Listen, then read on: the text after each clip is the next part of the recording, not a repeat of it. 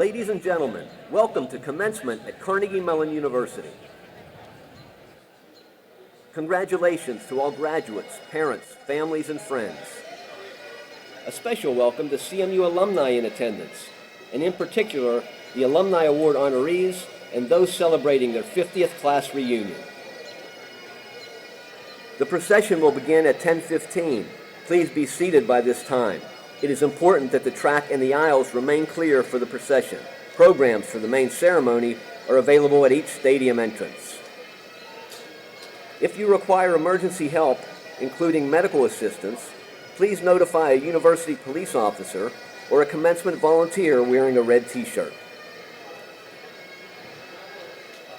To protect the track and field, food and beverages other than water are not permitted. Free bottled water is available in the end zone areas and at the concession stands under the bleachers. Gessling Stadium is a smoke-free environment. Stadium restrooms are located near the concession stands under the bleachers. Additional restrooms are available in the Cohen University Center and in residence halls behind the commencement stage. After the ceremony has ended, please remain in your seats until the platform group has exited the stadium. Please determine where you need to go after the ceremony and follow the appropriate exit route indicated on the map in the back of the printed program. Shuttle bus service will be available to take guests to and from off-campus diploma ceremonies. Refer to the map in the program for shuttle stop locations and times. Walking and driving directions are available at the welcome area in the Cohen University Center. Lost and Found is located in the Cohen University Center at the information desk. Ladies and gentlemen, again, welcome to Commencement at Carnegie Mellon University.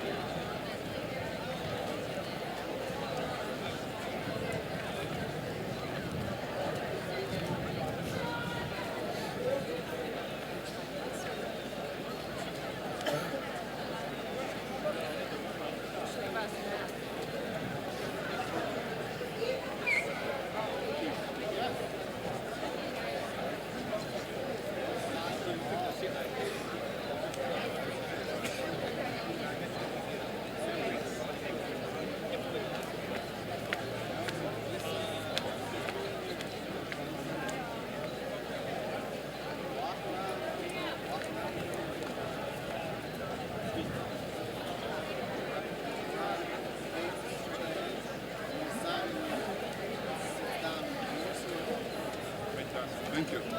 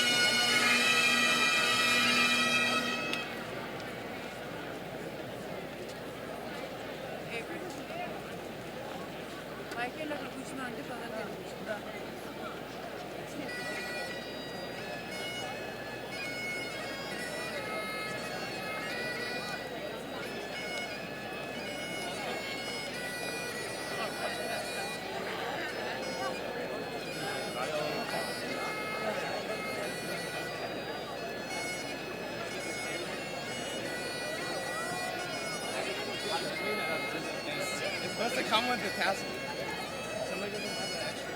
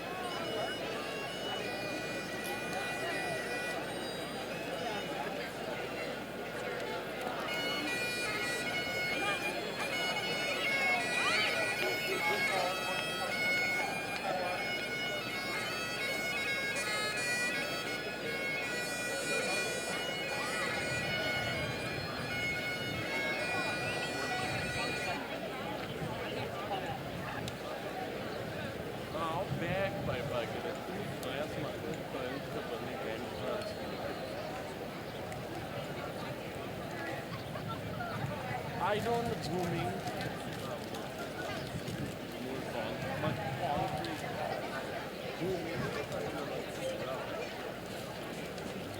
Zooming, hindi ba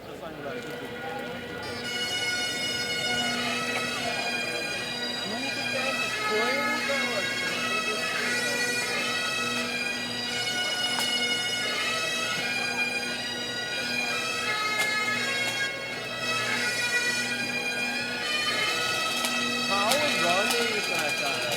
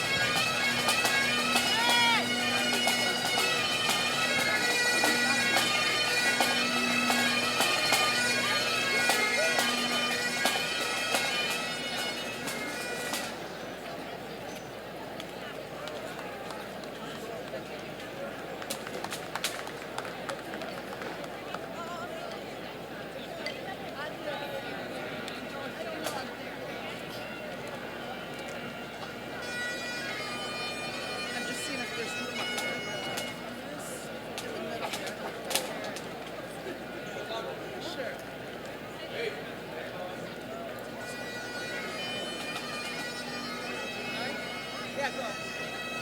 Go with restrooms.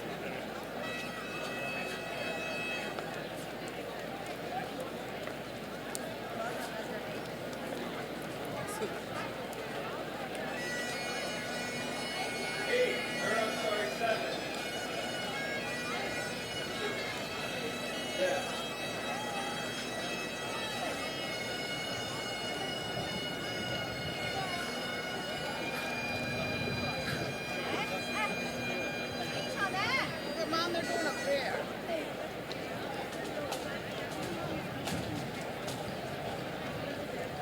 Well, what, you don't want to go up there?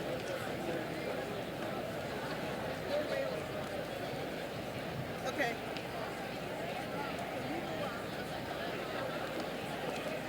Well, Emily's family's over there. Maybe there's an extra seat by Emily's family. Want to go see? Because they're getting seats up there.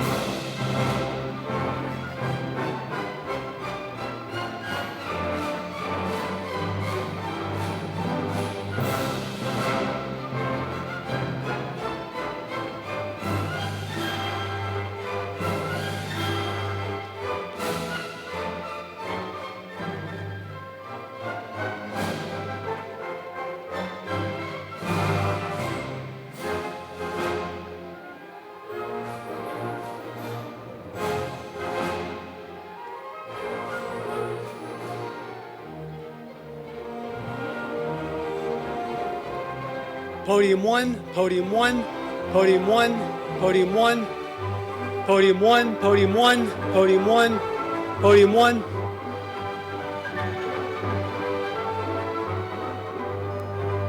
Podium 2, podium 2, Georgie Porgy. Podium 2, podium 2. You have them in the system or not? Do you have them up? Am I live?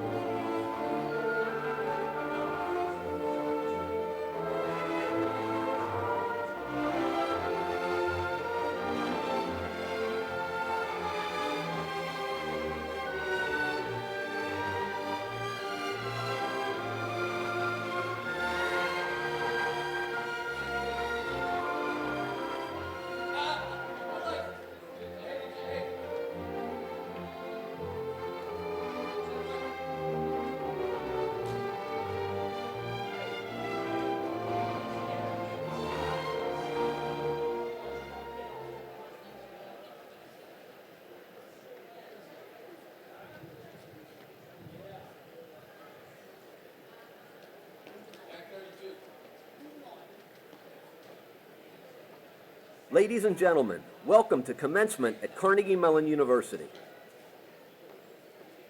Congratulations to all graduates, parents, families, and friends. A special welcome to CMU alumni in attendance, and in particular, the Alumni Award honorees and those celebrating their 50th class reunion. The procession will begin at 10:15. Please be seated by this time. It is important that the track and the aisles remain clear for the procession. Programs for the main ceremony are available at each stadium entrance. If you require emergency help, including medical assistance, please notify a university police officer or a commencement volunteer wearing a red t-shirt. To protect the track and field, food and beverages other than water are not permitted. Free bottled water is available in the end zone areas and at the concession stands under the bleachers. Gessling Stadium is a smoke-free environment. Stadium restrooms are located near the concession stands under the bleachers. Additional restrooms are available in the Cohen University Center and in residence halls behind the commencement stage. After the ceremony has ended, please remain in your seats until the platform group has exited the stadium. Please determine where you need to go after the ceremony and follow the appropriate exit route indicated on the map in the back of the printed program. Shuttle bus service will be available to take guests to and from off-campus diploma ceremonies. Refer to the map in the program for shuttle stop locations and times. Walking and driving directions are available at the welcome area in the Cohen University Center. Lost and Found is located in the Cohen University Center at the information desk. Ladies and gentlemen, again, welcome to commencement at Carnegie Mellon University.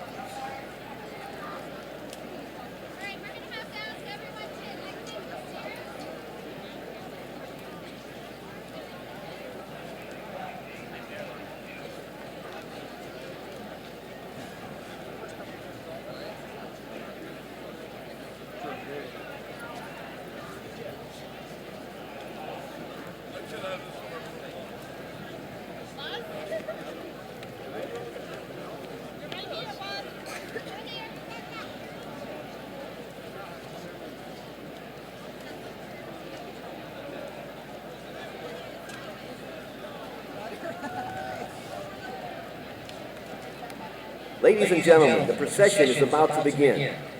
Please clear all the aisles and take your seats. Thank you.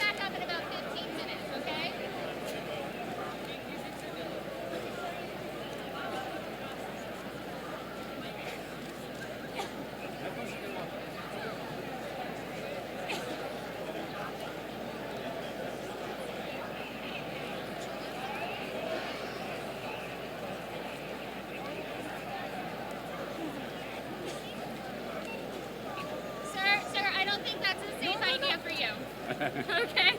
Please exit the track. There are some friends and family seats here, or you can go up those stairs, but we're going to need to clear the track now, okay? Yeah, we need to clear the track for the procession. About 15 minutes. Yeah.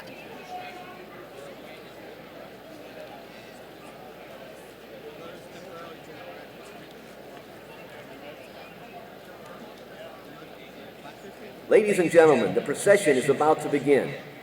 Please clear all the aisles and take your seats. Thank you.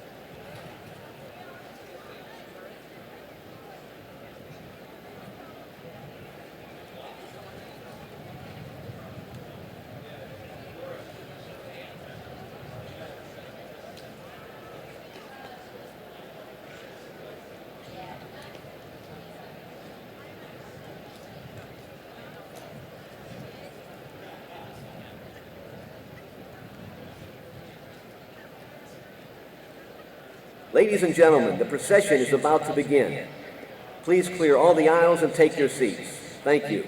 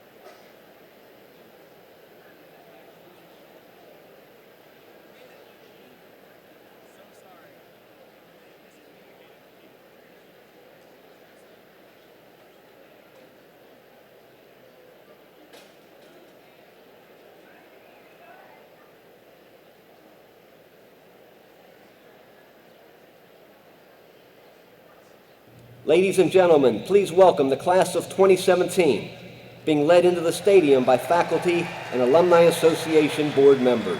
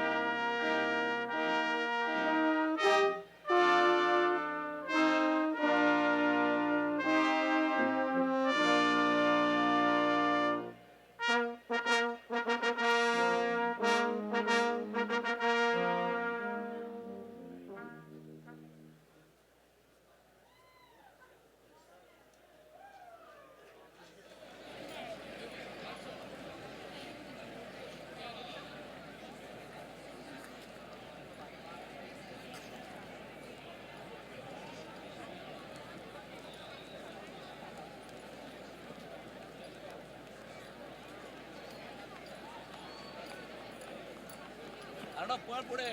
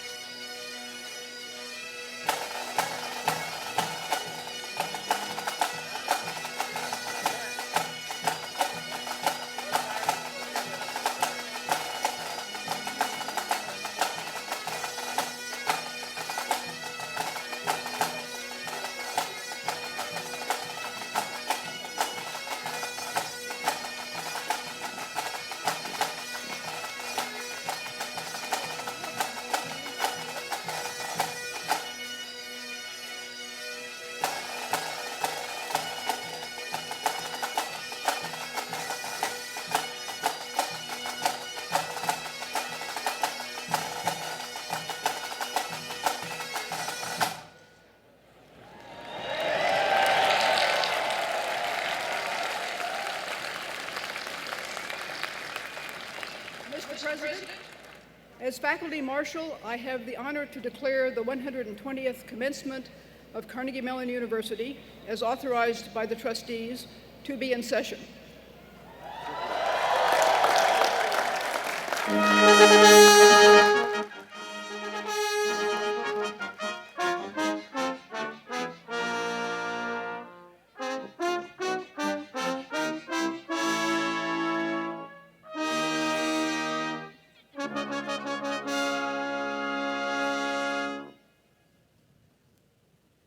Please rise for the singing of our national anthem by the vocal performance class of 2017.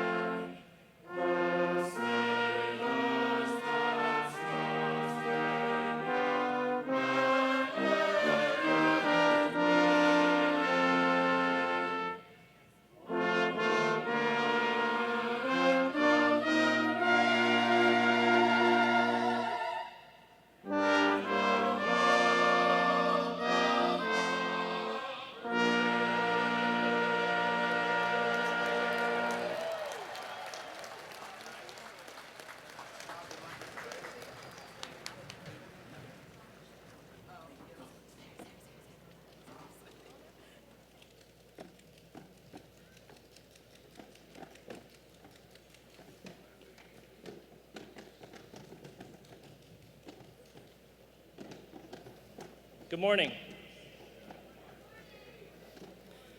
We are gathered in a wonderful place of collaborative study, work, and living. Please be seated.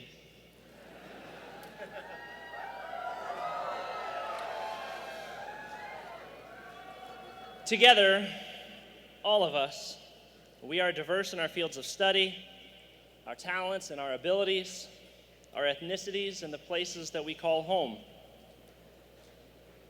In light of a respect for others, and with an acknowledgement of our differences, I invite you to join me, if you are able, in a moment of silence as we quiet our hearts and prayer in a posture of thankfulness for this day and for the class of 2017.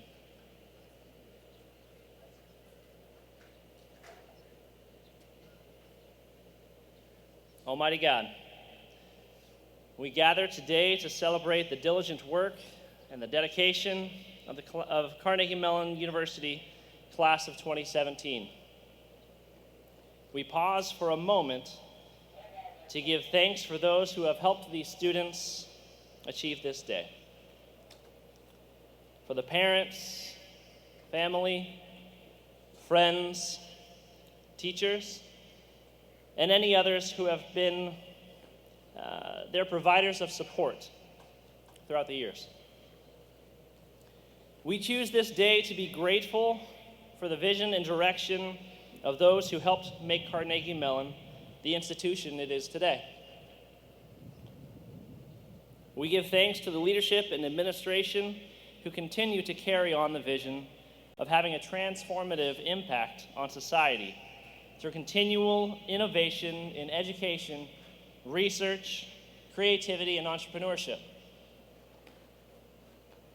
Continue to teach these students and us as well, to look with compassion on others. Take away any arrogance or hatred that may impact our view of others. Give us the grace and ability to love our neighbors and to seek justice and peace in all areas of life. Bless these students as they enter the next stages of their lives and seek to reach their full potential. Be with them as they take steps into the known and into the unknown. May all that they do and the decisions that they make honor you and the tradition of Carnegie Mellon University. We send them forth to impact society in transformative ways through their work, through their lives, and their partnerships. Be with us this day, and let these students bring you glory. Our heart is in the work. Amen.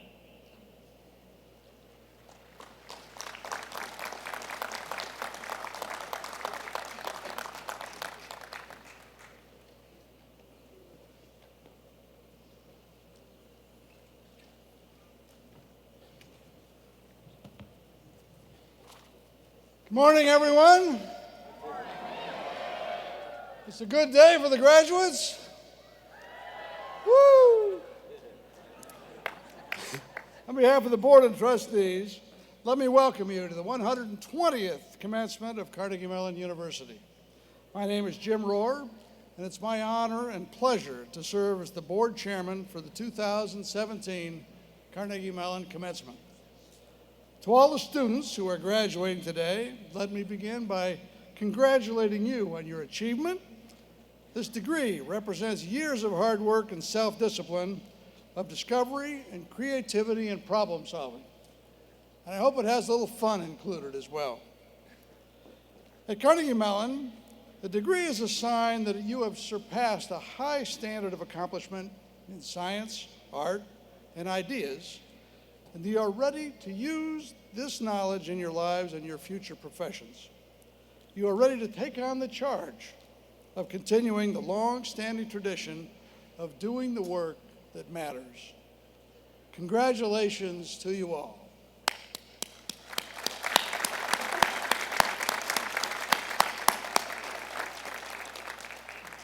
I would also like to wish congratulations to the family members and to the friends, mentors, faculty, and staff who also take great pride in what the graduates have accomplished.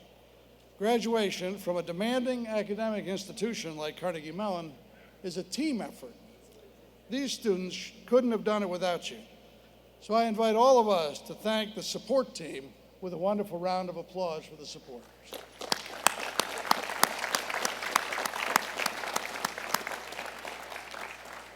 With us today at our 120th commencement are some faculty and students from Carnegie Mellon's other locations around the world. I am particularly pleased to welcome students from the CMU Silicon Valley campus and all the way from Rwanda and our CMU Africa program. And also our first two Lakshmi Subramanian CMU Africa Student Excellent Award Scholars. We are delighted to have you here with us today. As members of the Carnegie Mellon community, you are ambassadors of our distinctive university.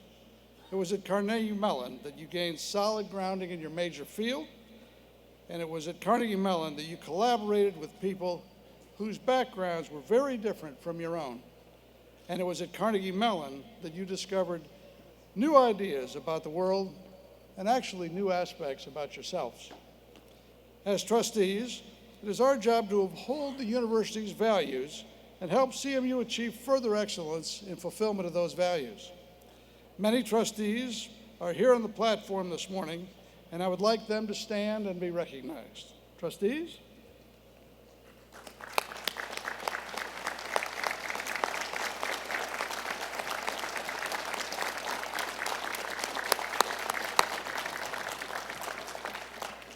Now this year, Carnegie Mellon has added to its impressive momentum with a number of new initiatives and partnerships that are contributing to the growth of knowledge in the world.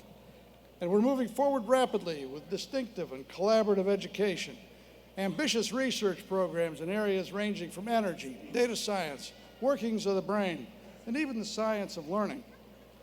The campus footprint is growing with plans fully underway for spectacular new spaces designed to make CMU a standard setter for the 21st century higher education, with emphasis on collaboration fields across the enterprise, creative problem solving as well as innovation.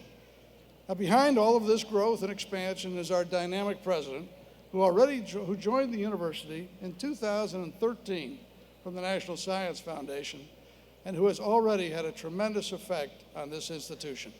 It's my great privilege to introduce the 9th president of Carnegie Mellon University, Dr. Subra Suresh.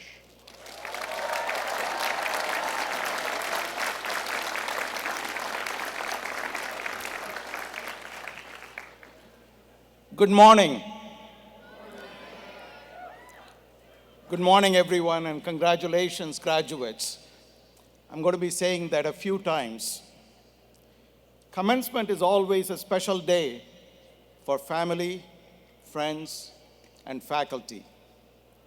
But more than anything else, it is a milestone for each of you, the graduates, the class of 2017.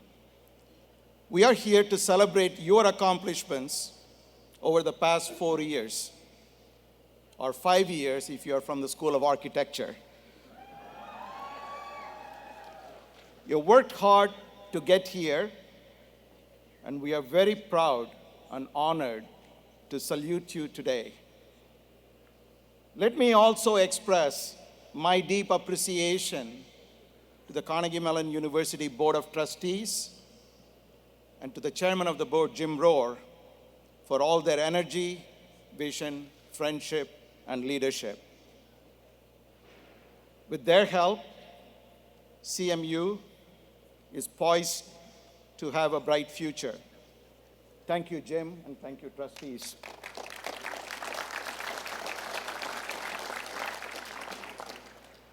I would like to also recognize a number of alumni groups in attendance today. The 2017 Distinguished Alumni Award honorees, the class of 1967 50th reunion celebrants, and of course, our legacy families. Just to give you an idea, yesterday morning, when we met with the class of the 50th reunion class, a number of things had changed. A postage stamp was 5 cents in 1967. Today it's 49 cents, and it says forever, if you can believe it. Carnegie Mellon's endowment at that time was $75 million. It's much greater now. There are many, many more things that have happened since '67, but the best news of all is that with every incoming class, the quality and impact of Carnegie Mellon education has increased substantially, and you represent the very best of Carnegie Mellon. Thank you. CMU is a beloved tradition in so many families, and we are also pleased to see successive generations of family members attending CMU. All CMU alumni here today are specially designated by the blue stoles they are wearing. We are happy to see so many of you back here. Would all CMU alumni in attendance please stand and be recognized?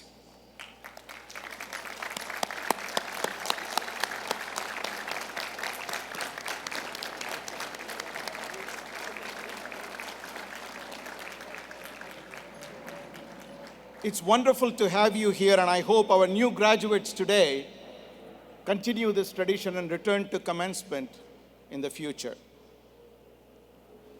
One alumna who our new graduates should get to know is our Alumni Association Board President, Debbie Yu, Dietrich College class of 1989.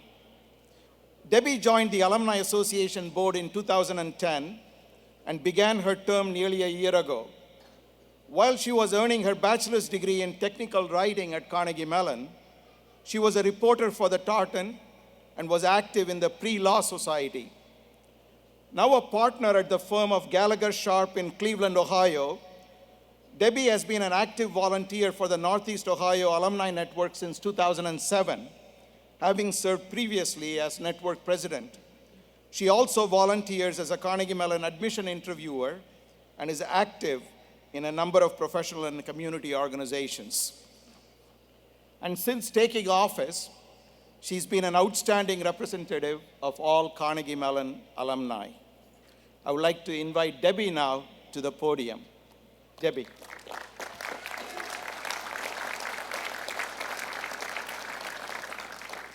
Thank you, President Suresh, and congratulations to the class of 2017 and welcome to the Carnegie Mellon alumni family.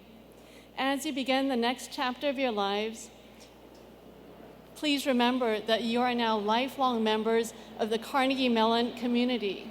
Therefore, wear your Carnegie Mellon clothing, bring your CMU mugs to work, and be proud to be part of such an amazing group.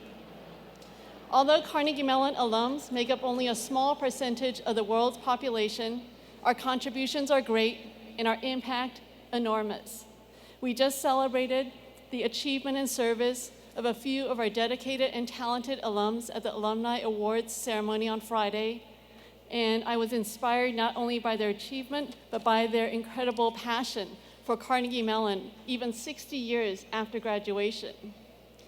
No matter where your life path will take you, you will find Carnegie Mellon alums in over 149 countries around the world.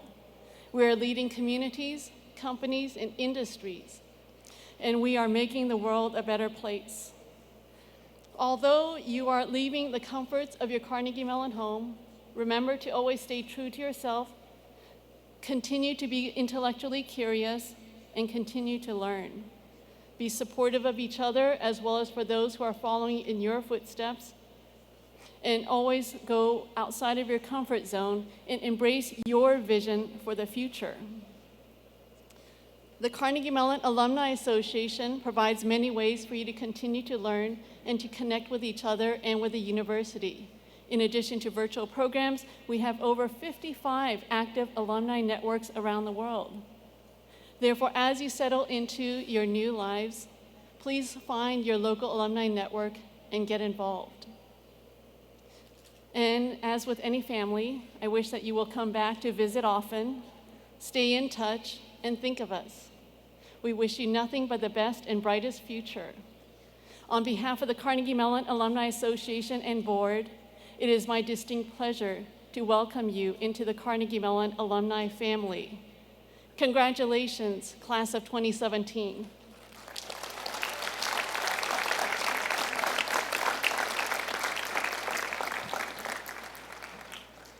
Thank you very much, Debbie. Our student speaker today is one of 129 students from 30 countries and 75 universities chosen this academic year as a Schwartzman Scholar.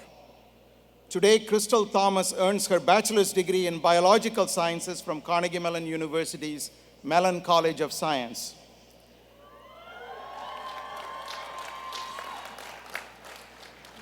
Crystal has been an active member of the Carnegie Mellon community, serving as founding president of Colors at CMU, a student organization that promotes open conversations on race and diversity. She served as one of the inaugural members of the Diversity and Inclusion Roundtable and is a mentor in the Coaching Minority Progress and Success in Science program. She's a past president of the Gates Millennium Scholarship from the Bill and Melinda Gates Foundation and is an Andrew Carnegie Society Scholar, a distinction bestowed upon only 40 graduating seniors. The daughter of a Haitian immigrant, Crystal plans to complete a Master of Global Affairs with a concentration in public policy at Tsinghua University in Beijing, China, and work to address barriers to healthcare faced by immigrant families. It was a great pleasure for me this morning to meet Crystal's parents. Crystal, I would like to now invite you to the podium.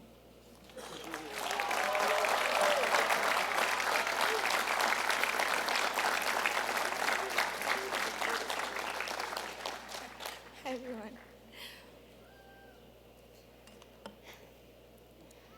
5 years ago, I came to CMU as a high school student. I was here for the university's Summer Academy of Math and Science, or SAMS for short. Now, I didn't know that that SAMS, was a program for minority students. And the entire time, I was surrounded by people who looked like me. So I left thinking, this is great. Carnegie Mellon University, a historically black college for math and science, right? I'm totally going here.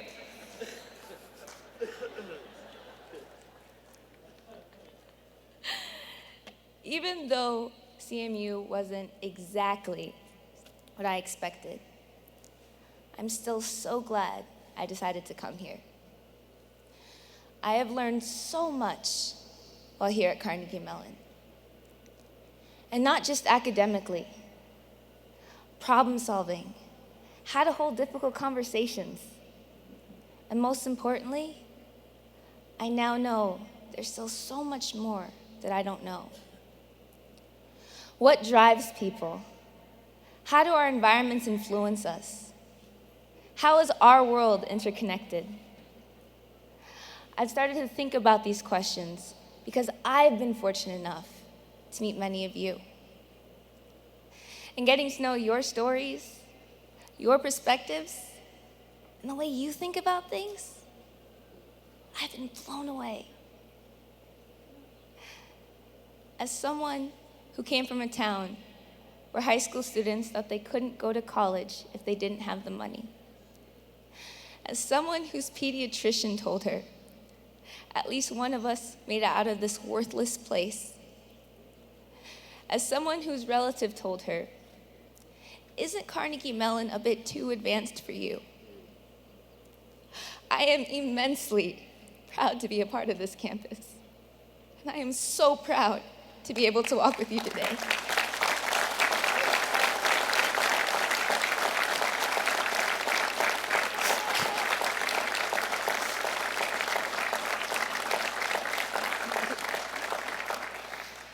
But what now? We're about to leave the CMU bubble. Some of us may start working and receive nice paychecks. Some of us may go into graduate school and receive all right paychecks. And some of us may take a well-deserved break. But what then? Instead of thinking about the next achievement, now's our opportunity to reflect on purpose as we enter the next stage of our life. Purpose, the reason we exist. Maybe Carnegie Mellon has already helped you find your purpose. Maybe you're just getting started.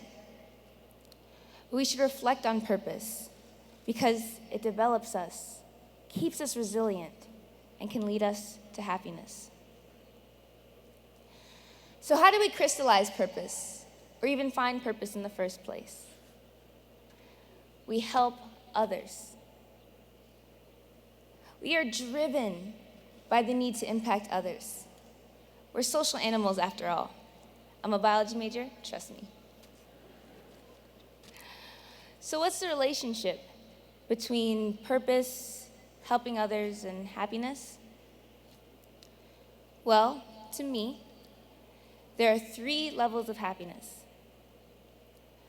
First, you can gain happiness from simply building something.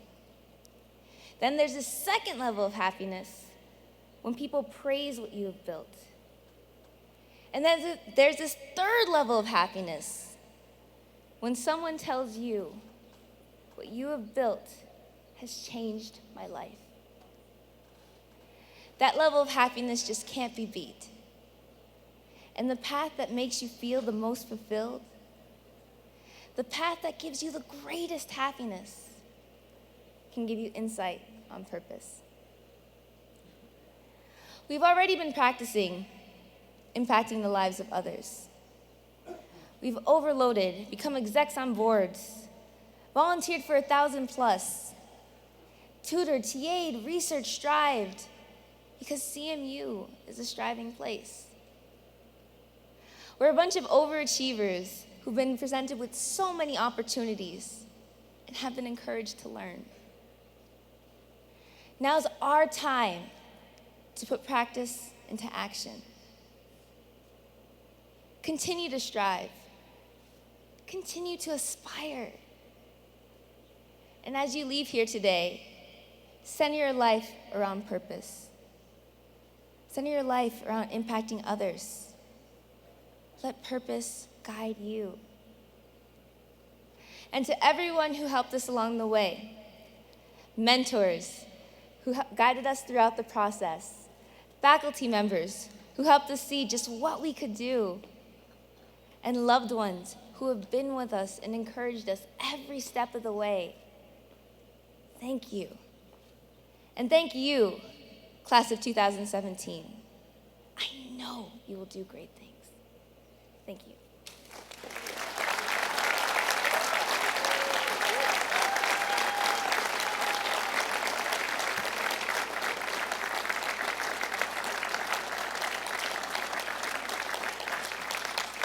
Thank you, Crystal.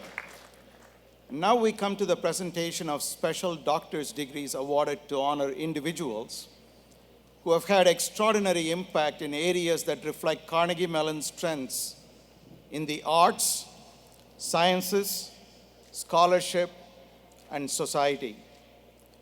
Recipients of these honorary degrees have in common a notable record of achievement in their chosen fields, and they each have made in their own domains substantial contributions to the advancement of knowledge, the enrichment of the arts and culture, and to bettering the well-being of humanity. Provost Farnham Jaganian will present each candidate and cite the achievements that merit this honor. Then all candidates will together receive their degrees and their doctoral hoods. Farnham.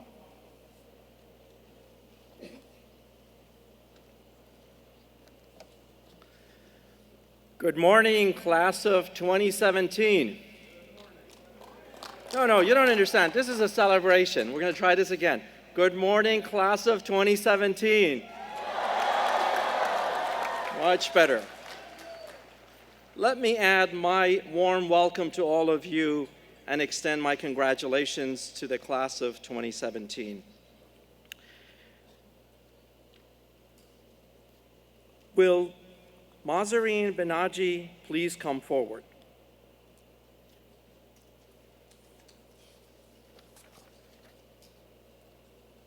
Mazarine Benaji, you are one of the most profound experimental psychologists in the world, co-author of Blind Spot, Hidden Biases of Good People. You're highly celebrated for your study of the disparity between conscious expression of attitudes and beliefs and our less conspicuous implicit behavior.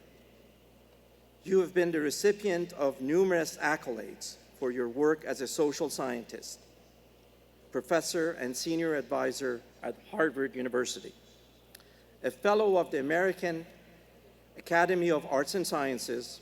You received the 2017 American Psychological Association's Distinguished Scientific Contribution Award.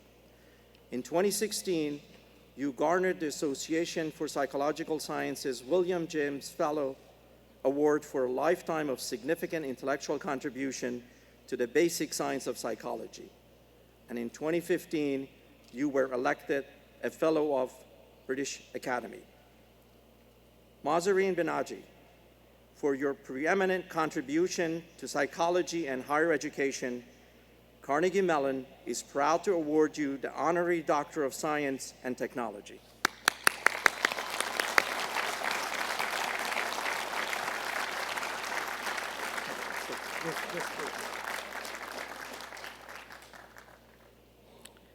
Will Vivian Davidson Hewitt please come forward?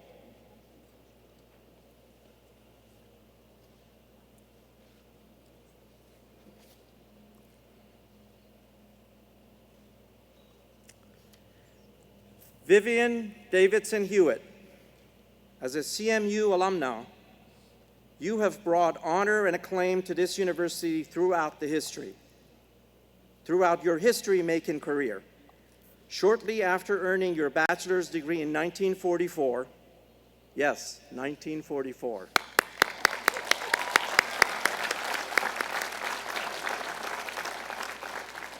you became the first African-American librarian at Carnegie Library of Pittsburgh, then went on to become the first Black president of the Special Libraries Association and the first African-American chief librarian for the Rockefeller Foundation, the Carnegie Endowment for International Peace, and the Council on Foreign Relations. An inductee of the Special Library Association's Hall of Fame, you were also sanctioned a Dame by Queen Elizabeth II for your many years of dedication to the Order of St. John.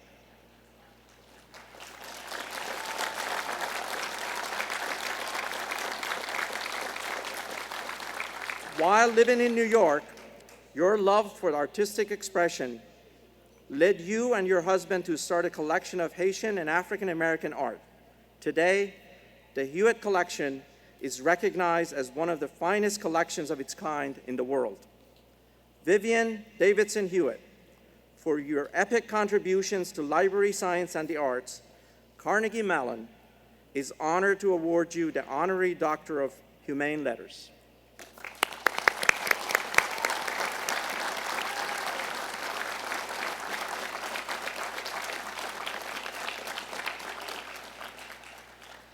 Will Michael Keaton Douglas please come forward?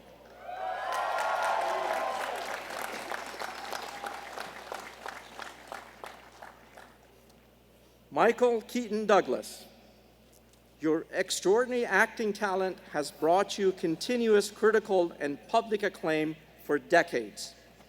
Your outstanding leading performances in 2 films in 1988, Beetlejuice, yeah, you can cheer, and Clean and Sober, earned you 2 Best Academy Awards from the National Society of Film Critics. Your portrayal of the iconic superhero in the blockbuster films Batman and Batman Returns has been entertaining audiences for generations, and you've been honored for numerous awards for your roles in Birdman and Spotlight, both of which won the Academy Award for Best Picture. Your passionate mentorship to students as a visiting scholar in CMU's Entertainment Technology Center is helping to shape the future of entertainment industry. Michael Keaton Douglas, for your extraordinary commitment and contribution to the entertainment industry, Carnegie Mellon is pleased to award you the honorary degree of the Doctor of Fine Arts.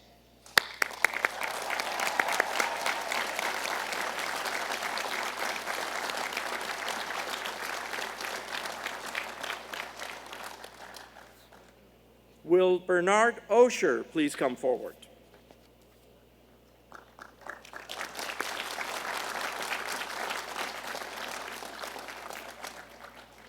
Bernard Osher, you have worked tirelessly since 1977 to improve quality of life through your support of higher education and the arts. Your generous philanthropy over many of those years has affected countless organizations.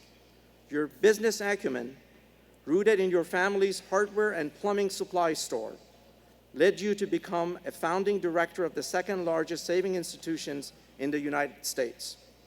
A renowned art collector, you purchased the auction house of Butterfield and Butterfield and oversaw its growth to become the 4th largest auction house in the world. Your support of Osher Lifelong Learning Institutes, including ours here at Carnegie Mellon University, which is, by the way, celebrating its 25th year anniversary, allows older adults to extend their education on university and college campuses all around the country. Bernard Osher, for your unwavering service and commitment to education and the arts, Carnegie Mellon is honored to award you the honorary degree of Doctor of Fine Arts.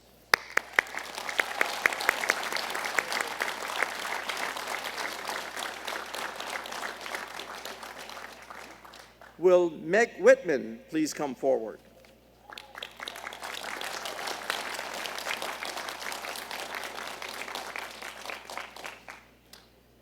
Meg Whitman, your exceptional leadership, knowledge, and business acumen place you among the most respected and powerful women in the world today. Your stellar record of achievement is well documented. At Hewlett-Packard Company, you led an historic resurgence by creating 2 Fortune 100 technology firms, Hewlett-Packard Enterprise, which you currently lead as president and CEO, and HP Inc., for which you serve as chairman of the board. You also have held executive roles with Hasbro, FTD, and Walt Disney Company. And your leadership at eBay led to a truly remarkable expansion. Under your direction, the e-commerce company grew from 30 employees and $4 million in annual revenue to more than 15,000 employees and $8 billion in annual revenue.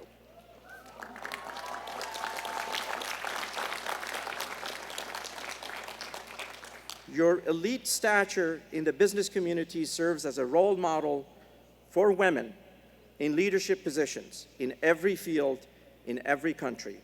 Meg Whitman, for your distinguished contributions to global business, your superior leadership abilities, and your inspiration to future leaders across the globe, Carnegie Mellon is pleased to award you the honorary degree of Doctor of Business Practice.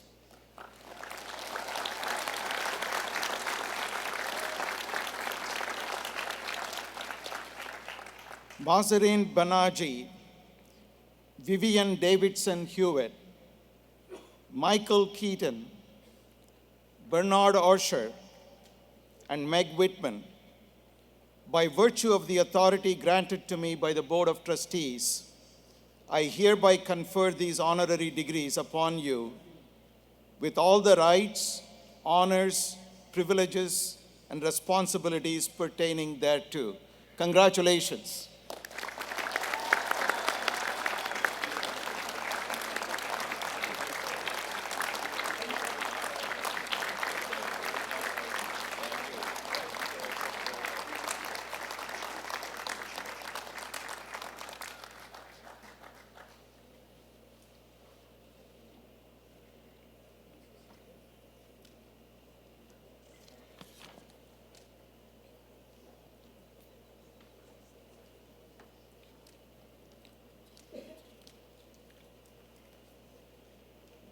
Business leader, political activist, philanthropist. These are all descriptions of Meg Whitman, one of the most successful business executives in the world today. Since 2011, she's been president, CEO, and/or chairman of Hewlett-Packard, and since 2015, she's been the CEO and president of Hewlett-Packard Enterprise and chairman of HP Inc. Board of Directors. As someone who knows her from serving on that board at HP Inc., I can tell you, no one just shows up and becomes president, CEO, and chairman of one of the world's most important corporations. In a business world overwhelmingly run by men, Meg Whitman has earned every accolade and has repeatedly demonstrated the benefit of pursuing new and unexpected challenges. Having been an accomplished high school student athlete, Meg set her sights on becoming a physician when she enrolled at Princeton just a few years after women were first admitted.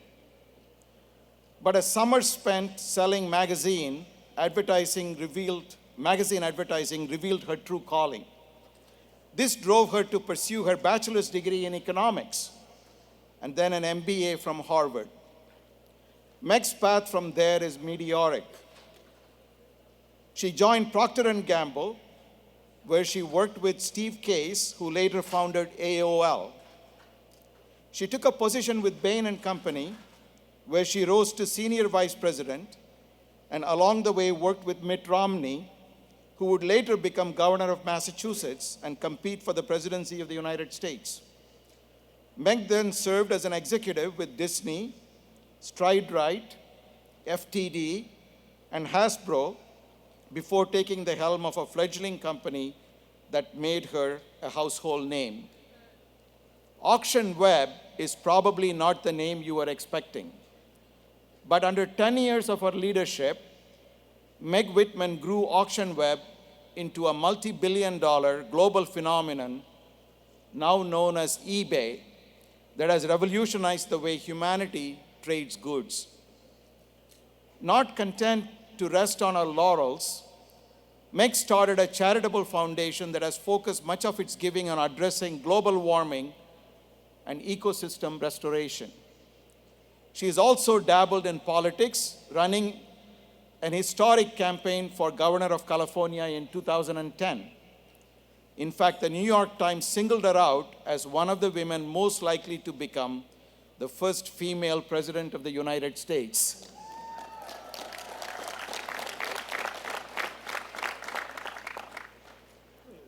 Since 2011, Meg has worked tirelessly at Hewlett-Packard Company and Hewlett-Packard Enterprise after their historic split in 2015.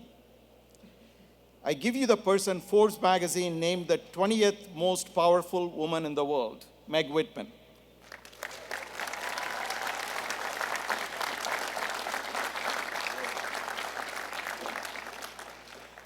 Well, President Suresh, members of the class of 2017, members of the faculty, distinguished guests, fellow recipients of honorary degrees, families of the graduating class, ladies and gentlemen, it's a true honor to be with you today.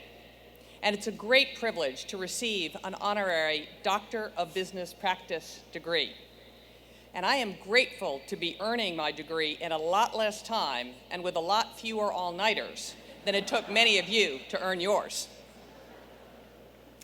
To the parents of the graduating class of 2017, it is a magnificent and memorable day when your child graduates from college. It certainly is a wonderful day for you. And I'm guessing that for many of you parents, it's a pretty good day for your wallets as well. Congratulations for having traveled this journey with your children. A journey that began not with their enrollment at this university, but at the moment of their birth. Whether your children fully realize it or not, whether they have fully expressed it to you or not, and they will, they would not be here today without your love and support and encouragement along the way. So congratulations to the parents.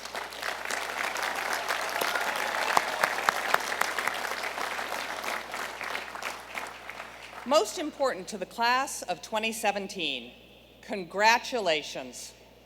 Graduating from college is an impressive achievement, but especially graduating from one of the leading universities in the world, an institution characterized by high standards and excellence, one that has produced winners of Nobel Prizes and Turing, Tony, Emmy, and Academy Award winners. Carnegie Mellon University has prepared you for a life of purpose and meaning. And there are people and moments you will never forget, including, I understand, the Spring Carnival, which includes what I gather are some pretty amazing amusement park rides, booths, and buggy races. To bagpiping, which the school has made into an art form, and to my personal favorite, the band without pants. A tradition unique to Carnegie Mellon, and I'm confident I can say one you are unlikely to encounter in your first full-time job. You are graduating at a moment of great challenge for our nation, when our country will decide on matters having to do not with just commerce, but conscience. Not just with what we will gain, but what we will give. Not just with our military power, but with our deepest ideals. This is hardly the most difficult moment in American history. I believe you can safely argue that the Civil War, 2 world wars, and the Great Depression have us beat by a long shot. You are a blessed generation in so many ways, with opportunities unimaginable to past generations, and gratitude is one of the hallmarks of a fulfilled life. But every life has hardships. Every generation faces obstacles. And we are in the midst of a profoundly important moment in the political and civic life of America. The challenges today are more from within than without. And I believe this is a moment that, if we do not handle it well, could produce harmful effects on my generation and on yours, and on generations yet unborn. The stakes are that serious. So today I want to speak about some disturbing trends in our national life. Trends that need to be challenged by people of both genders, every class, race, and ethnic background, of every political party and ideology, but most especially by young people, who are not only inheritors of the future, but will do so much to shape it. The first disturbing trend I want to mention is the attack on truth. There are many people these days, including people at the highest level in public life,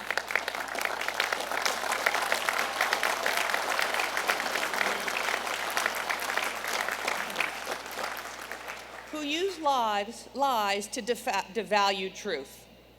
Those who are part of this effort like describing what's happening euphemistically, using phrases like alternative facts. But we know better. To paraphrase Shakespeare's Juliet, a lie by any other name is still a lie.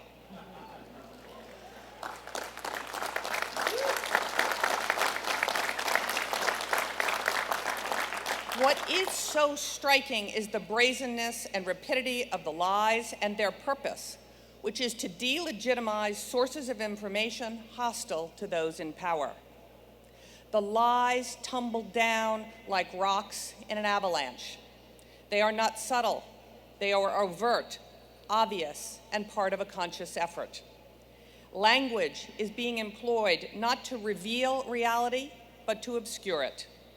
Not to simply mislead people, but to disorient them, to assert power over truth in an effort to deconstruct it. So here's why this should matter to you. If we do not share a common reality, we can't reason together. Truth creates restraints on power. If we allow those with power to control the very idea of truth itself, then we cannot identify and stand against injustice.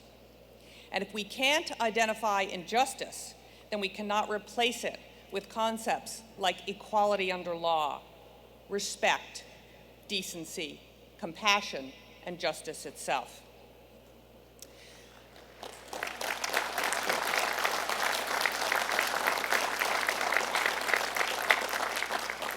A great university is always enlisted against the spread of illusion and on the side of reality, said President Kennedy. And that is the essence of your calling as graduates of a great university. My encouragement to you is to be women and men who stand for truth, who spend your life in search of it, even if you never fully know it, who believe in inquiries, in facts, in objective reality, and who have the courage to speak truth to power, even when there may be a cost to doing so.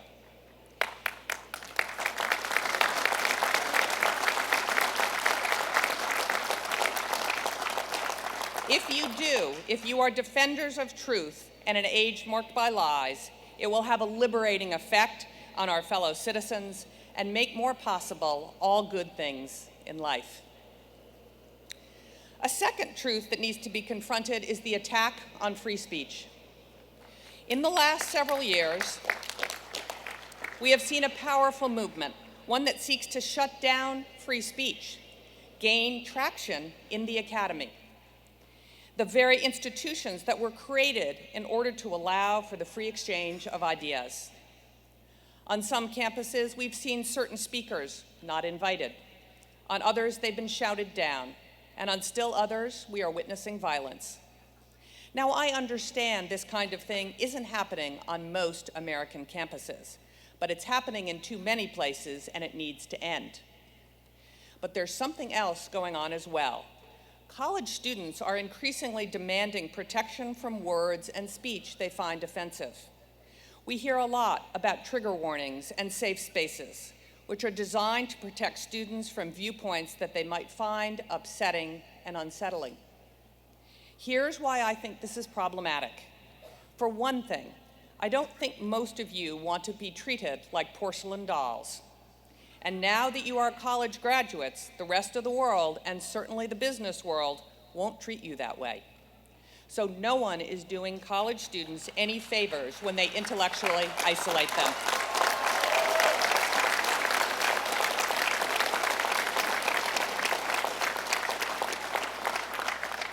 But the issue extends beyond the walls of the academy and matters whether or not you ever step foot on a campus again.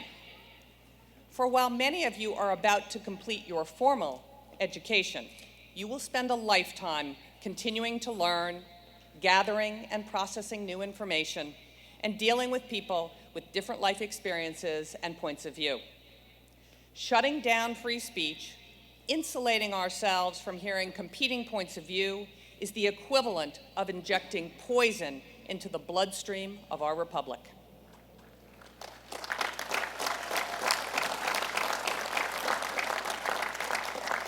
John Stuart Mill, in his 1859 classic, On Liberty, put it as well as anyone ever has, and I quote, "He who knows only his own side of the case knows little of that," Mill wrote.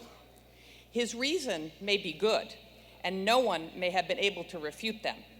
But if he is equally unable to refute the reasons on the opposite side, if he does not so much as know what they are, he has no ground for preferring either opinion. Mill went on to say this, "Nor is it enough that he should hear the opinions of adversaries from his own teachers, presented as they state them and accompanied by what they offer as refutations. He must be able to hear from persons who actually believe them. He must know them in their most plausible and persuasive form." So my encouragement to you is to be the men and women who stand up for free speech, who welcome debate, who model for others what genuine dialogue is, and who are not afraid to have your beliefs challenged. Too many of us live in intellectual silos, where we seek out people and information that simply reinforces our existing opinions. Venture out of those silos. We are better when we are exposed to different ideas and competing philosophies. Learn to listen in order to understand others, not just to respond to them, and remain open to the possibility that you may have something to learn from others. Be the generation that embodies real tolerance, genuine inquiry, and authentic open-mindedness. It is what this nation desperately needs during this fractured and fractious time.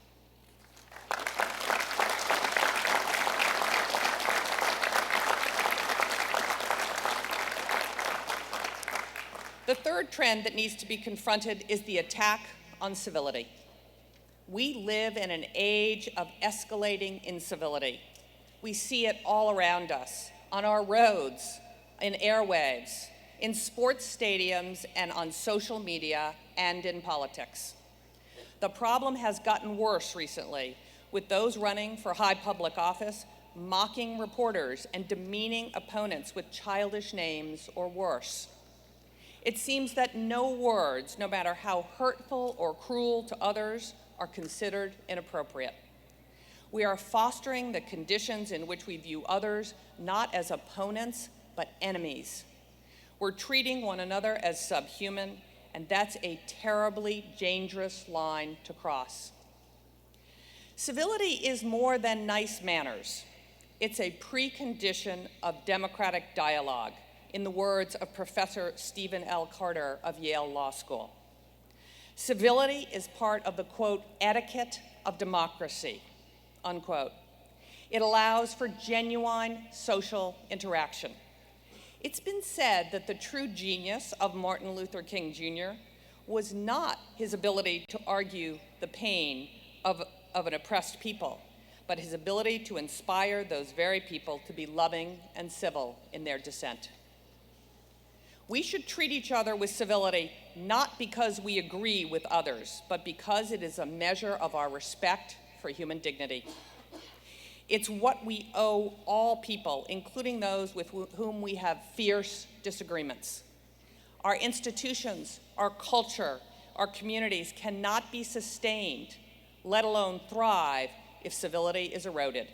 It is an essential democratic virtue.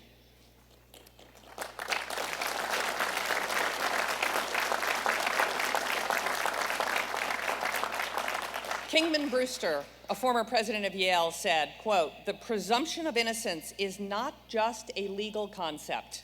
In commonplace terms, it rests on the generosity of spirit, which assumes the best, not the worst, of a stranger."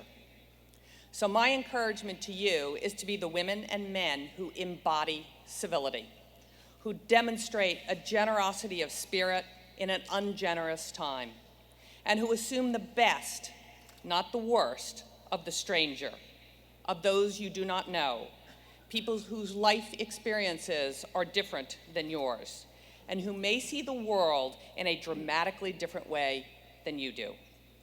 In doing so, you will make us a more decent and just society. This country desperately needs the skills you have developed during your years at Carnegie Mellon. But it needs something more than your skills. It needs your ideals. You leave this great university as better men and women than when you arrived. More knowledgeable and better educated, I'm sure, but I trust wiser and more hopeful.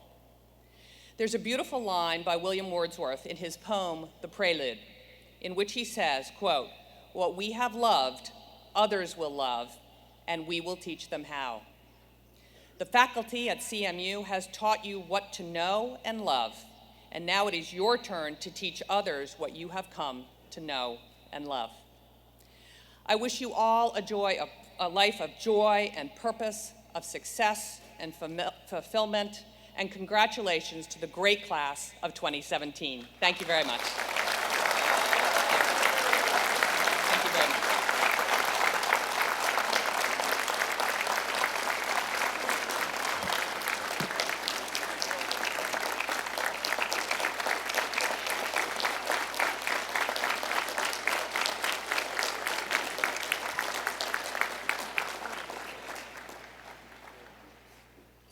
Meg, thank you for your thoughtful and sobering remarks. We're not only inspired by your words, but also motivated by your example. It's been an honor to have you as our keynote speaker. Thank you again, Meg. Please join me once again in thanking Meg Beckman.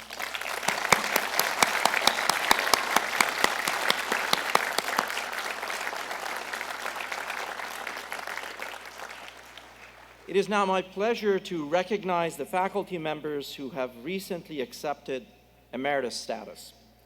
Like all of our educators, these distinguished individuals are scholars, scientists, artists, and above all, teachers.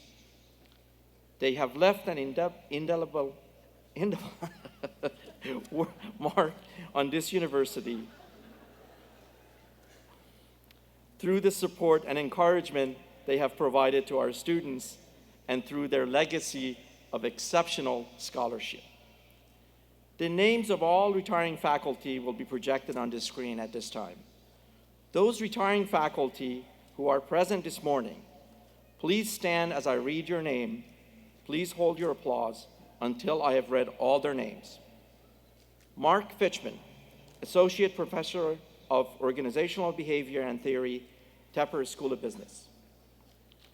Peggy Ann Knapp, Professor of English, Dietrich College of Humanities and Social Sciences. Kenneth Kotowski, Professor of Psychology, Dietrich College of Humanities and Social Sciences. Gregory Lehane, Professor of Drama and Music, College of Fine Arts. Mel Siegel, Associate Research Professor, School of Computer Science. Please join me in thanking all of Carnegie Mellon's emeriti faculty for their service and dedication to the university.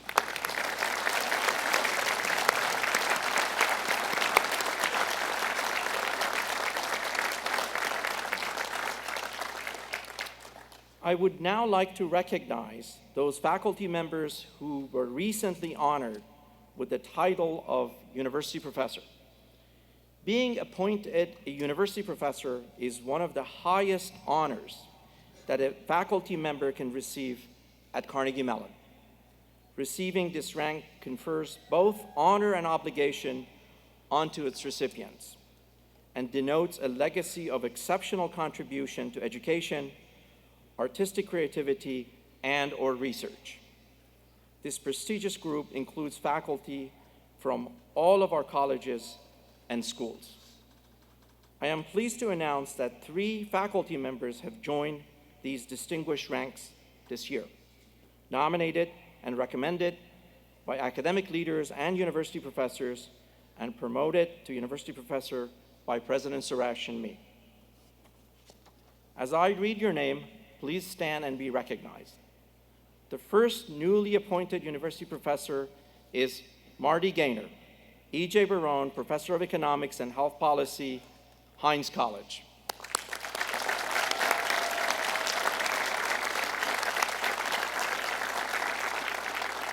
I'm also pleased to congratulate Susan Su, Professor of Design, College of Fine Arts.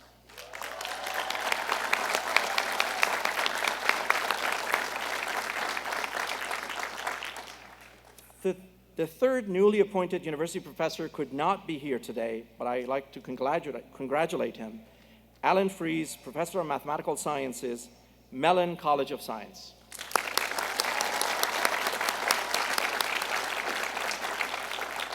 We will now begin the formal conferral of degrees on all students who have duly completed the requirements of their programs to the satisfaction and approval of their faculty members.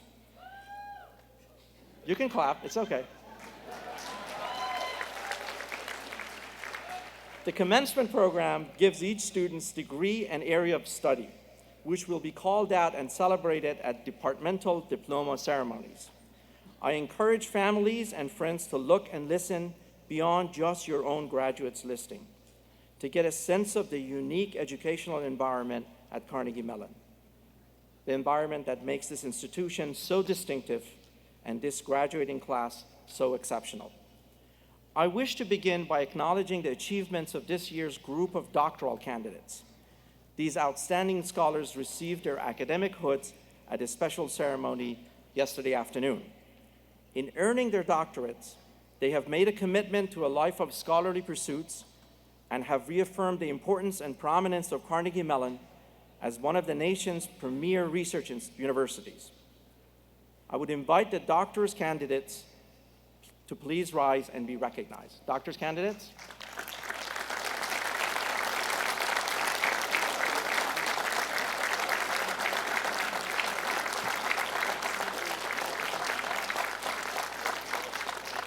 There were about 300 of them yesterday afternoon.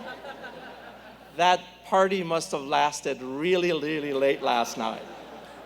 Please be seated. There are some of them back there as well. Thank you. In addition, we're pleased to officially confer bachelor degrees to students graduating from Carnegie Mellon University, Qatar campus. These students earned degrees from the Dietrich College, the Mellon College of Science, the School of Computer Science, and the Tepper Business School.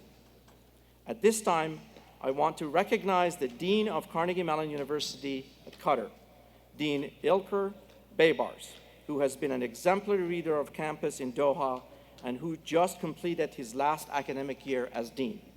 For the past 6 years, Ilker has led the CMUQ campus with honor and distinction, enhancing the CMU experience through his passion for teaching and collaboration and his dedication to students. Once a successor is named, Ilker will resume his duties as Gerald Leland Bach Professor of Operations Management in Tepper School of Business, where he has been a member of our faculty since 1978. Dean Baybars, thank you for your service, and please stand to be recognized.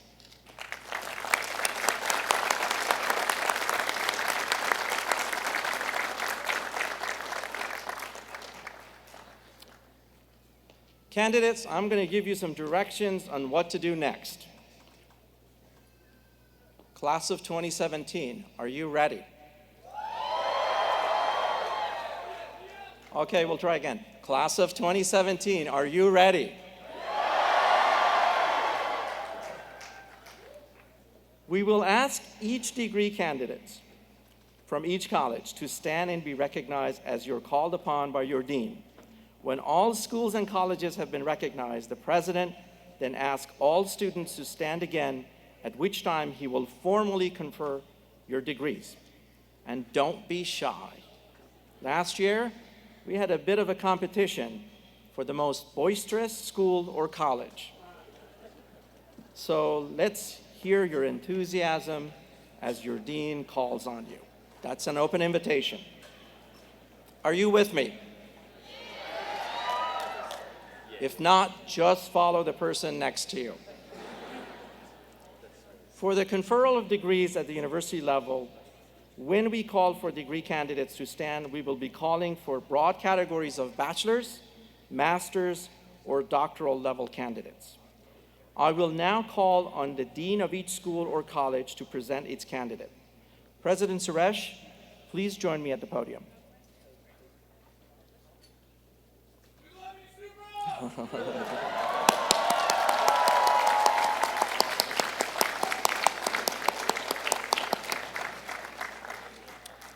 To begin, I wish to recognize James Garrett, Dean of the College of Engineering.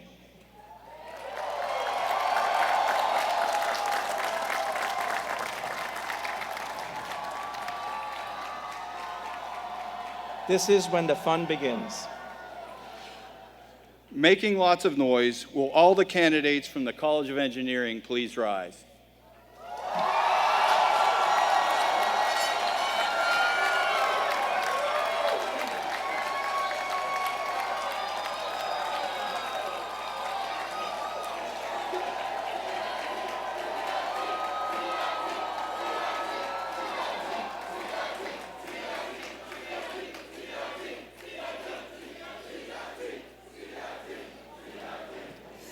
Mr. President, upon the recommendation of our faculty, I have the honor of presenting the bachelor's, master's, and doctoral degree candidates from the College of Engineering.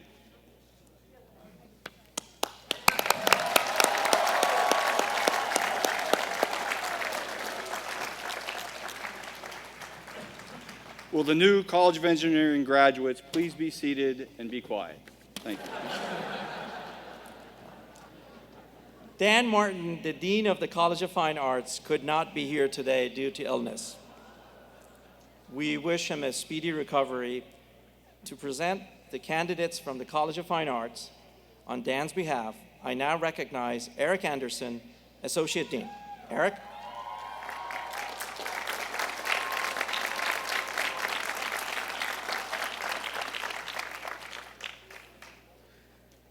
Representing with even greater enthusiasm, would all the candidates from the College of Fine Arts please rise?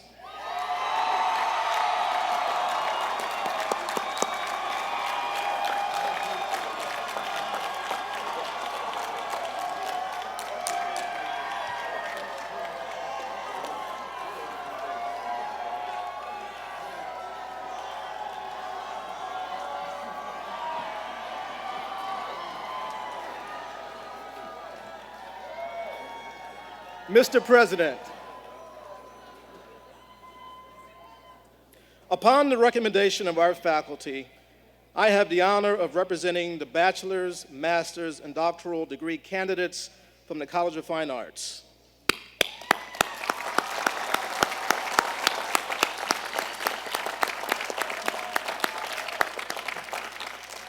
Will the new College of Fine Arts graduates please be seated? I now recognize the Dean of the Dietrich College of Humanities and Social Sciences, Richard Chines.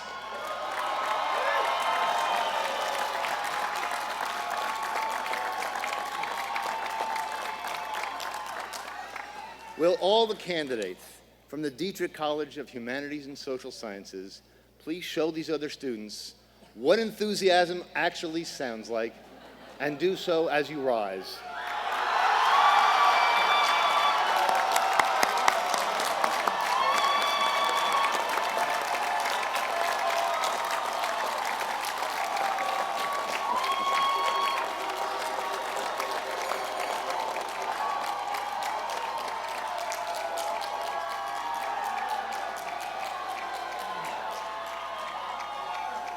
Mr. President, upon the recommendation of our faculty, I have the honor of presenting the bachelor's, master's, and doctoral degree candidates from the Dietrich College of Humanities and Social Sciences.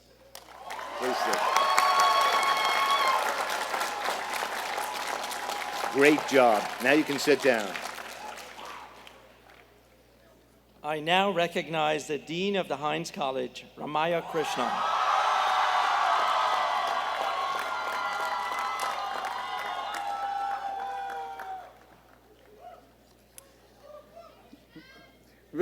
Will all the candidates from the Heinz College please rise?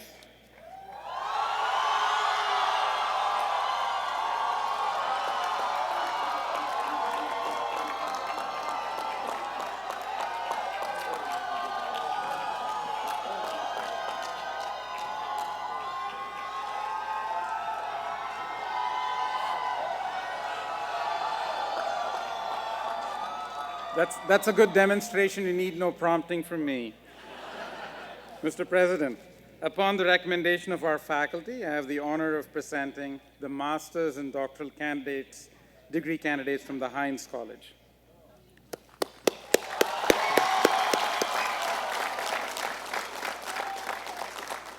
Will the new Heinz College graduates please be seated? I now call on the Dean of the School of the Mellon College of Science, Rebecca Dorsch. Dean, as you know, Dean Dorsch has just completed her first year as the Dean of MCS, coming to us from Purdue University, where she led their statistics department. We are delighted to congratulate her on her first ever CMU commencement.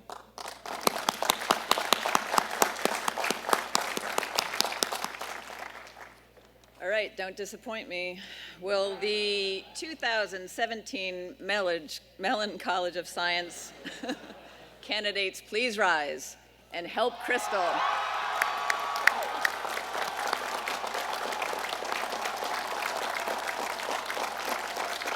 Do you want a microphone?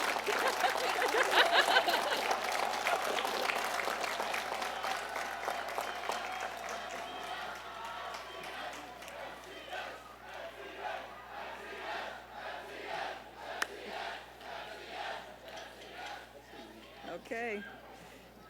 Mr. President, upon the recommendation of our distinguished faculty, I have the distinct honor of presenting the bachelor's, master's, and doctoral degree candidates from the Mellon College of Science.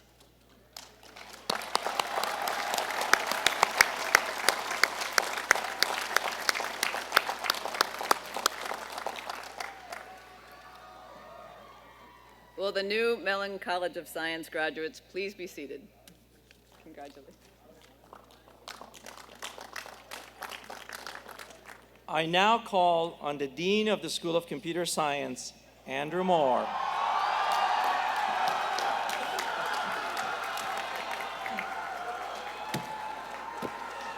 Okay, will the scarily awesome candidates from the School of Computer Science please accomplish a decibel level of 06F?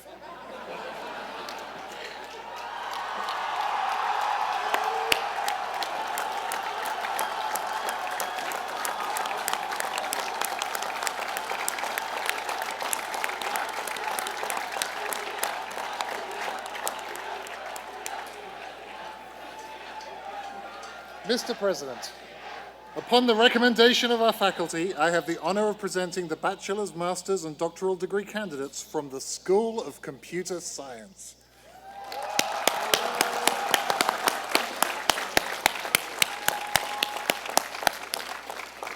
Okay, will the new School of Computer Science graduates please be seated? I now call on the Dean of the Tepper School of Business, Robert Damon.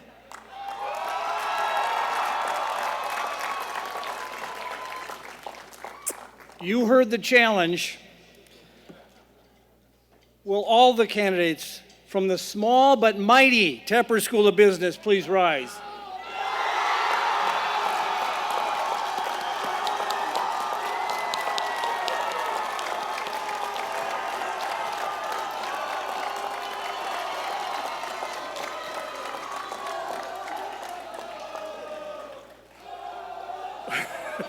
Thank you. Thank you. Mr. President, upon the recommendation of our faculty, I have the honor of presenting the bachelor's, master's, and doctoral degree candidates from the Tepper School of Business.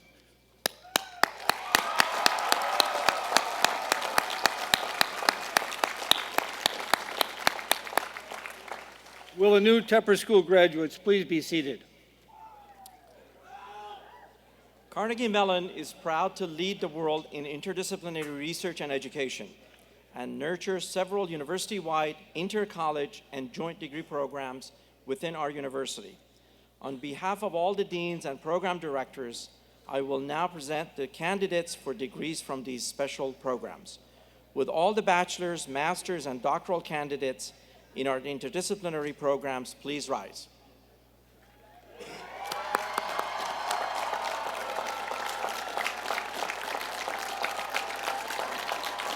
Mr. President,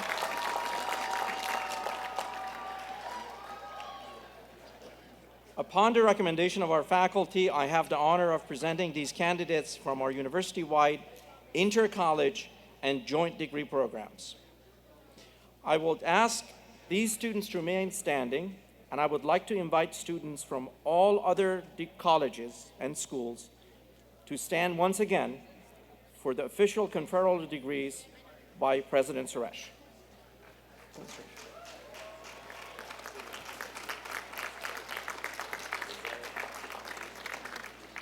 By virtue of the authority granted to me by the Board of Trustees, I hereby confer these degrees upon these candidates with all the rights, honors, privileges, and responsibilities pertaining thereto. I'm pleased to join the deans and the faculty of the entire university in congratulating you.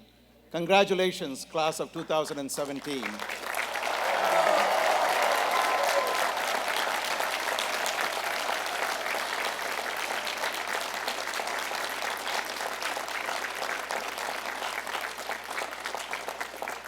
Will all the new bachelor's, master's, and doctoral graduates and the new Alumni Association members of Carnegie Mellon University please be seated?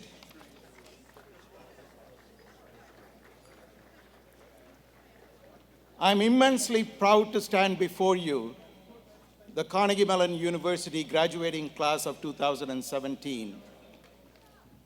In my charge to you, the graduates, I wish to focus on two themes.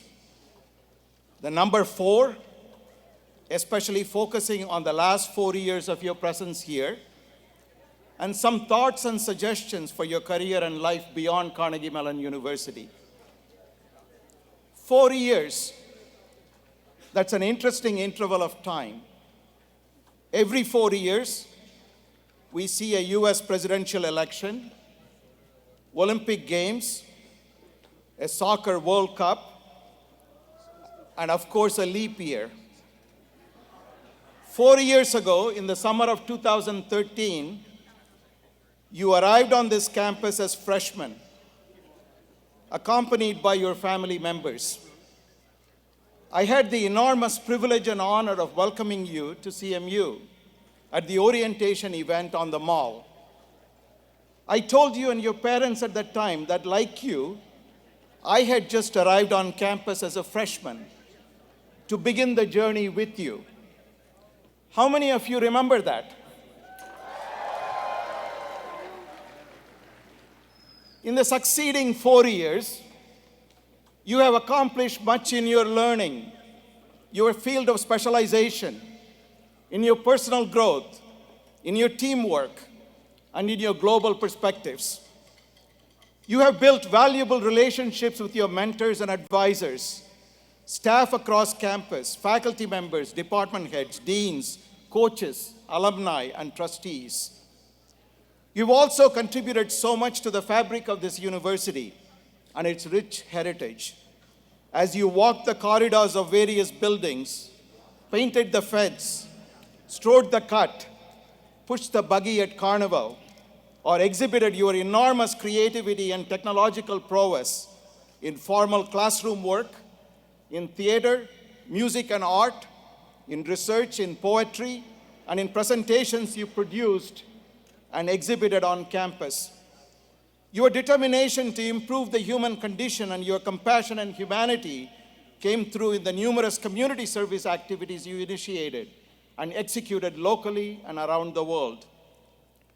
My wife, Mary, and I were privileged to host many of you on hundreds of occasions on campus and at our residence for conversations, entertainment, meals, and social interactions. And we came to see you not just as students, but as members of our family. We celebrated major achievements together, and we came together to hold and support one another during times of deep sorrow and tragedy. While our faculty continue to garner international recognition for their research and creativity, you, our graduates today, have also accomplished much in these 4 years.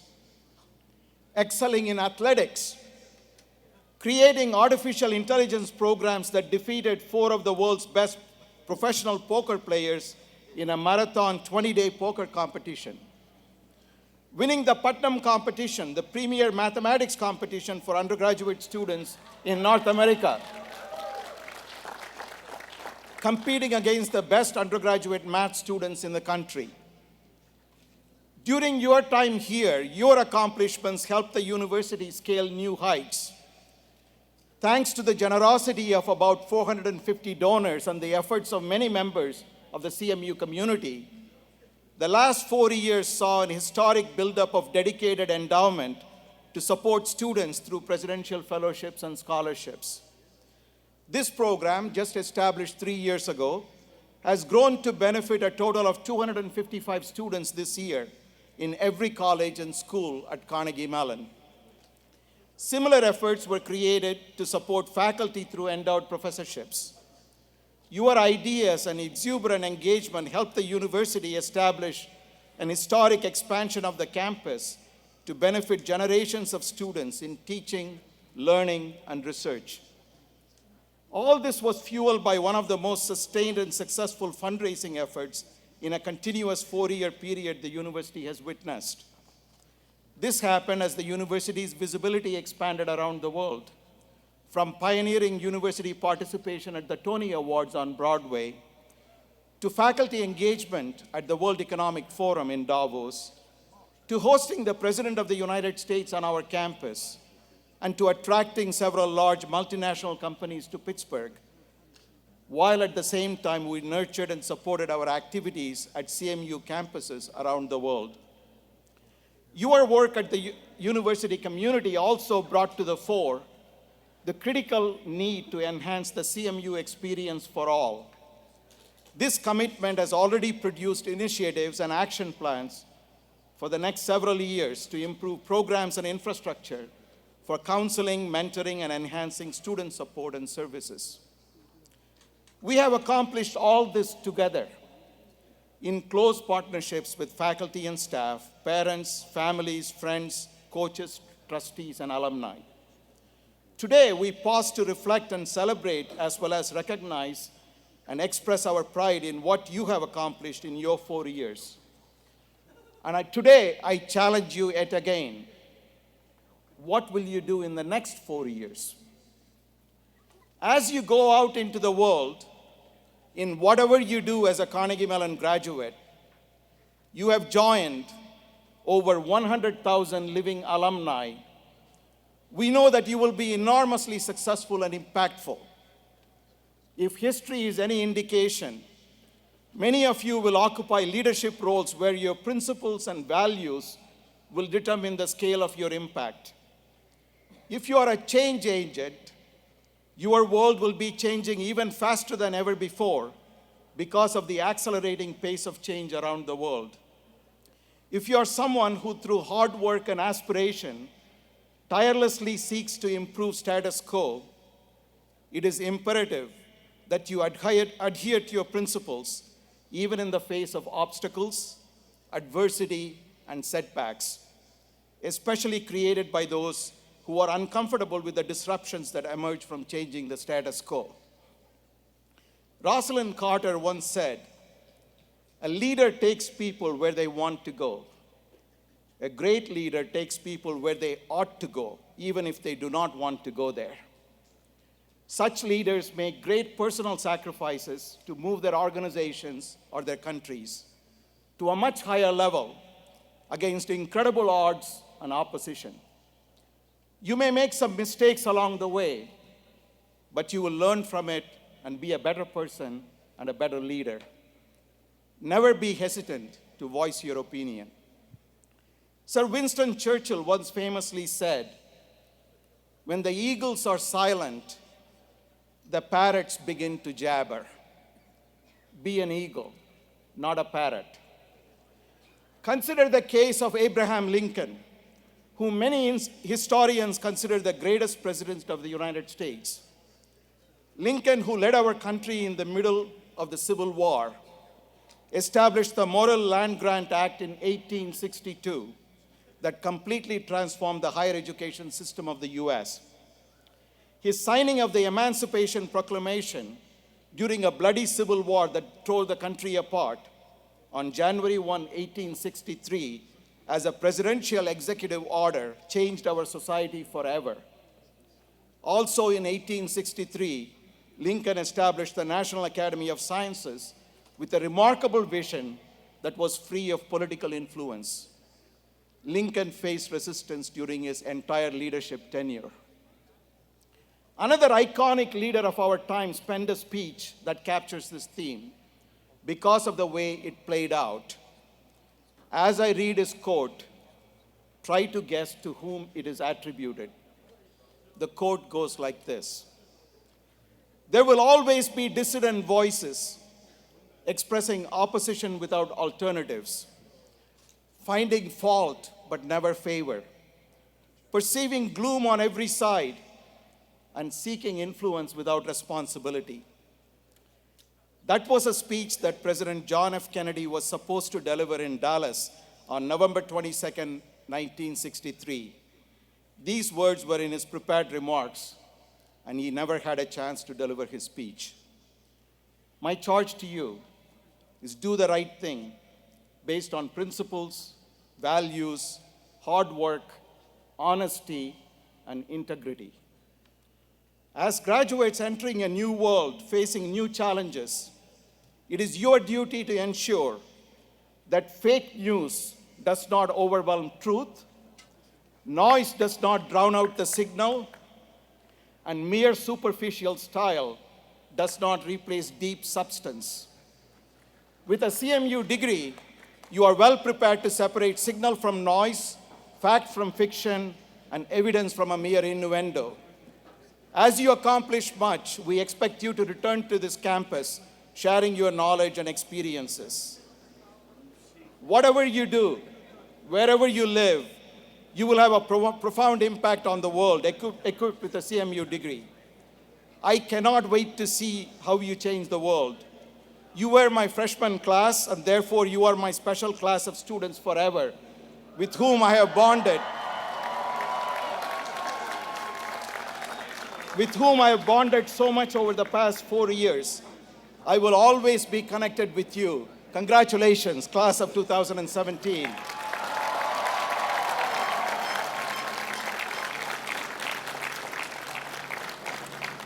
We will conclude today's ceremony by singing the alma mater by the vocal performance class of 2017. We invite you to please rise and sing along. The words to our alma mater can be found in your program. Also, please remain standing at the conclusion of the alma mater for the recession.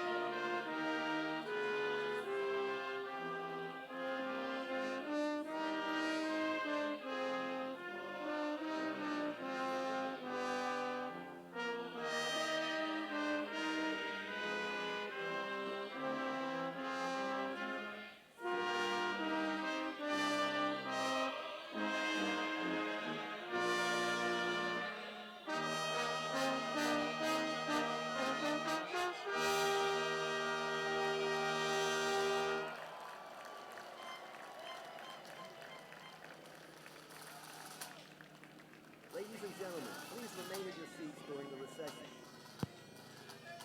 After the recession, please exit the stadium, following the appropriate route as shown on the map in the back of the printed program.